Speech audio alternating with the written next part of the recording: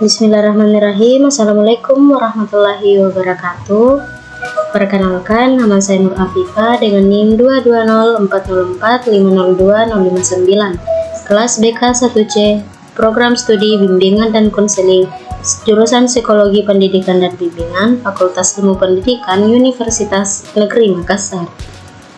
Nah, pada video kali ini saya dedikasikan untuk memenuhi tugas ujian akhir semester mata kuliah dasar-dasar bimbingan dan konseling yang diampu oleh Bapak Ahmad Harum SPD MPD. Nah, pada video kali ini saya akan membahas materi tentang pengertian, tujuan, dan fungsi bimbingan dan konseling. Nah, adapun pokok bahasan yang akan saya bahas ada 3. Yang pertama, pengertian bimbingan dan konseling. Kedua, tujuan bimbingan dan konseling. Dan ketiga, fungsi bimbingan dan konseling. Nah, langsung saja kita masuk ke pembahasan yang pertama. Apa itu bimbingan dan konseling? Nah, menurut bahasa, bimbingan berasal dari kata guidance, dari akar kata to guide, yang artinya membimbing atau menuntun. Nah, menurut bahasa, konseling artinya penyuluhan atau proses pemberian bantuan yang dilakukan oleh seorang ahli kepada individu yang mengalami suatu masalah untuk mendapatkan solusi. Adapun pengertian bimbingan dan konseling secara keseluruhan, yakni bimbingan dan konseling adalah rangkaian proses kegiatan yang fokus utamanya adalah memberikan bantuan melalui wawancara dan tatap muka yang bertujuan untuk memberikan bimbingan atau pengetahuan untuk mengatasi suatu permasalahan yang sedang dihadapi. Nah, kemudian yang selanjutnya yaitu apa saja tujuan bimbingan dan konseling. Tujuan bimbingan dan konseling dibagi menjadi 2. Yang pertama, tujuan umum, dan yang kedua, tujuan khusus. Nah, tujuan umum ditinjau dari perkembangan konsepsi bimbingan dan konseling senantiasa mengalami perubahan, dari yang sederhana sampai yang komprehensif. Tujuan bimbingan dan konseling dengan mengikuti pada perkembangan konsepsi bimbingan dan konseling pada dasarnya adalah untuk membantu individu memperkembangkan diri secara optimal sesuai dengan tahap perkembangan dan predisposisi yang dimilikinya sebagai latar belakang yang ada serta sesuai dengan tuntunan positif lingkungannya.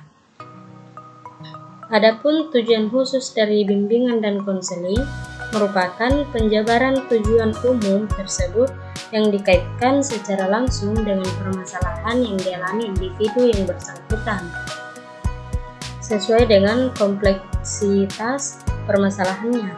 Dengan demikian, maka tujuan khusus bimbingan dan konseling untuk tiap-tiap individu yang bersifat unik pula. Artinya, tujuan bimbingan dan konseling untuk individu yang satu dengan yang lain tidak boleh disamakan. Kemudian, yang selanjutnya fungsi bimbingan dan konseling. Fungsi bimbingan dan konseling terkadang tidak mendapatkan perhatian dari para siswa.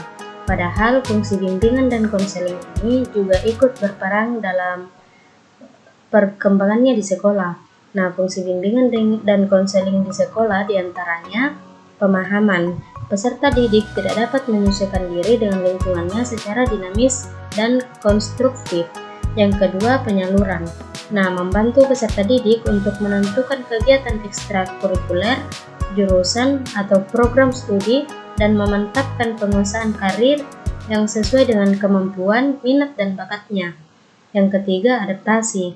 Memperbaiki kekeliruan peserta didik dalam berpikir, berperasaan, dan bertindak dengan melakukan intervensi agar pola pikir peserta didik menjadi sehat, rasional, dan perasaan yang tepat kepada tindakan yang produktif dan normatif. Kemudian yang keempat, penyembuhan atau kuratif.